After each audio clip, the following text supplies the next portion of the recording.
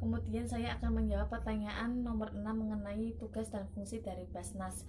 Tugas dari Basnas itu sendiri adalah menyusun pedoman pengelolaan zakat secara nasional, sedangkan fungsinya adalah yang pertama sebagai perencanaan, pengumpulan, pendistribusian dan pendayagunaan zakat. Yang kedua sebagai pengendalian, sebagai pelaksanaan, pengumpulan, pendistribusian dan pendayagunaan zakat. Yang ketiga sebagai pengendalian, pengumpulan, pendistribusian dan pendayagunaan zakat. Yang keempat sebagai laporan dan pertanggungjawaban atas pelaksanaan pengelolaan zakat.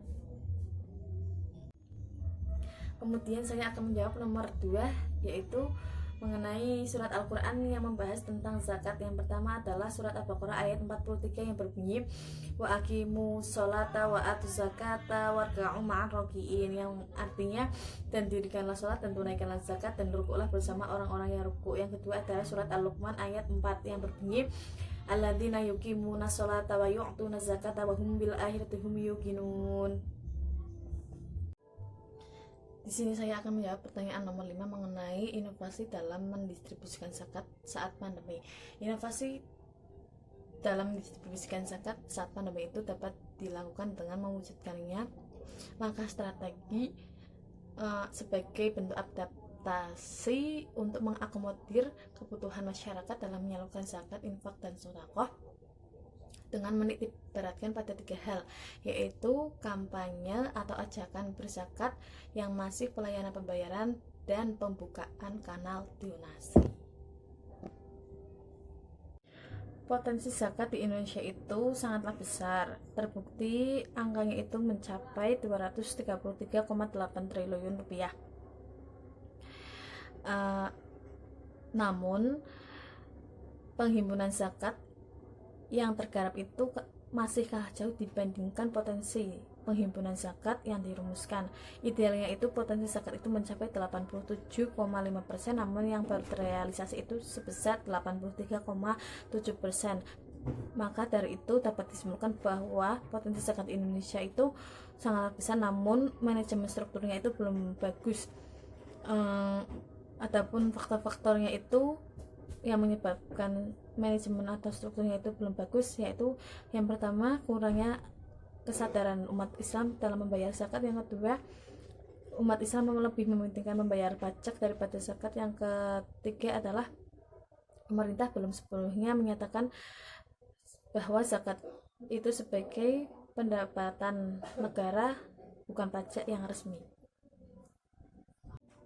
Saya akan menjawab pertanyaan nomor 3 mengenai pengertian zakat perusahaan dan zakat profesi beserta haul dan nisabnya. Zakat profesi ialah zakat yang dikeluarkan dari penghasilan profesi apabila telah mencapai nisab dan haulnya.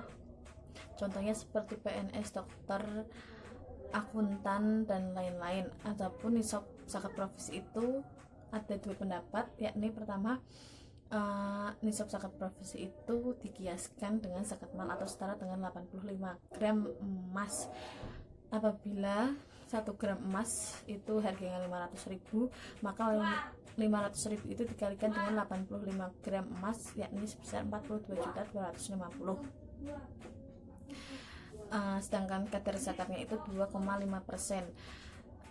Contohnya apabila seseorang itu gajinya itu 50 juta, maka 50 juta itu dikalikan 2,5%, yakni sebesar 1.250. Maka yang wajib dikeluarkan pada saat zakat profesi adalah 1.250.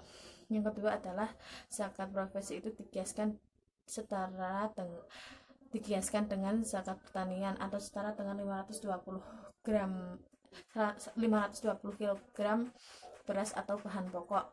Apabila 1 kilo beras itu harganya 12.000, maka 12.000 dikalikan 520 kg beras, yakni hasilnya 6.240.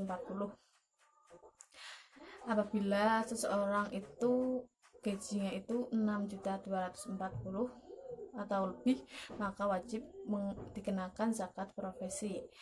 Adapun kadar zakatnya sama, yakni 2,5%. Adapun haul zakat profesi itu adalah total jumlah pendapatan selama 1 tahun. Terus zakat perusahaan.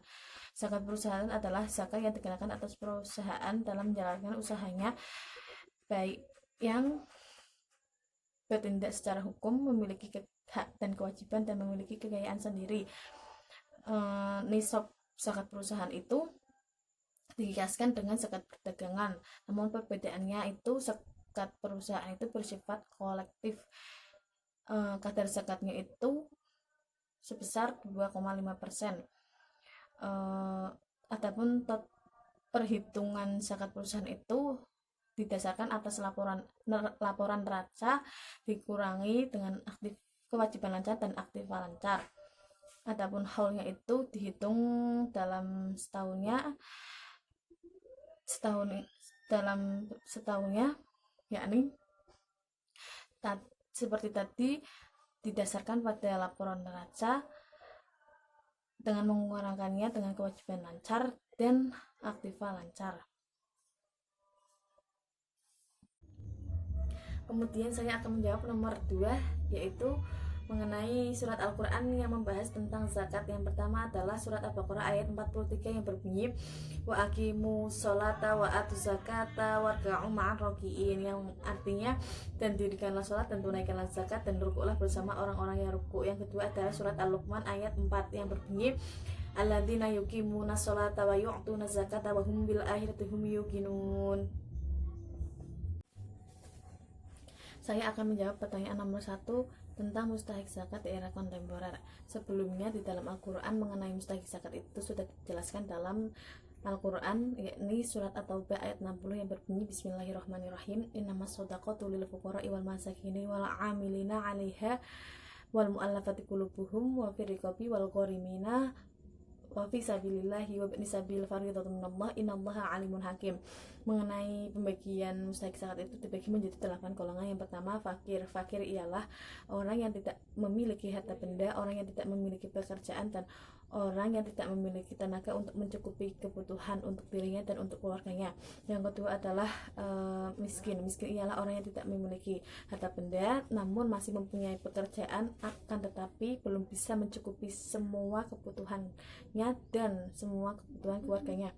Yang ketiga adalah amil-amil, ialah orang yang ditunjuk untuk menyalurkan, untuk mengumpulkan dan membagikan zakat kepada mustahik zakat. Yang kelima ialah mu'alaf. Mu'alaf adalah orang yang baru saja masuk Islam. Yang keenam adalah rikob. Yang kelima adalah rikob. Rikob ialah hamba sahaya. Hamba sahaya atau budak dalam era kontemporer ini yang dimaksud rikob adalah para pembantu. Yang keenam adalah ghorim. Ghorim adalah orang yang memiliki hutang namun tidak bisa melunasi hutangnya. Yang ketujuh ialah ibnu sabil. Yang ketujuh adalah fisabilillah. Fisabilillah adalah orang yang berjihad di jalan Allah tanpa meminta suatu imbalan apapun, semata-mata untuk mempertahankan agama Islam. Contohnya adalah guru ngaji atau ustadz. Yang kedelapan adalah ibnu sabil. Ibnu sabil itu dalam konteks ini adalah musafir yang sedang mengalami kesulitan, contohnya kehabisan bekalnya dalam perjalanan. Assalamualaikum warahmatullahi wabarakatuh. Di sini saya Mistiawati, NIM 421/2013. Di sini saya akan menjawab pertanyaan mengenai seputar UTS mata kuliah manajemen zakat dan wakaf. Untuk itu monggo disimak.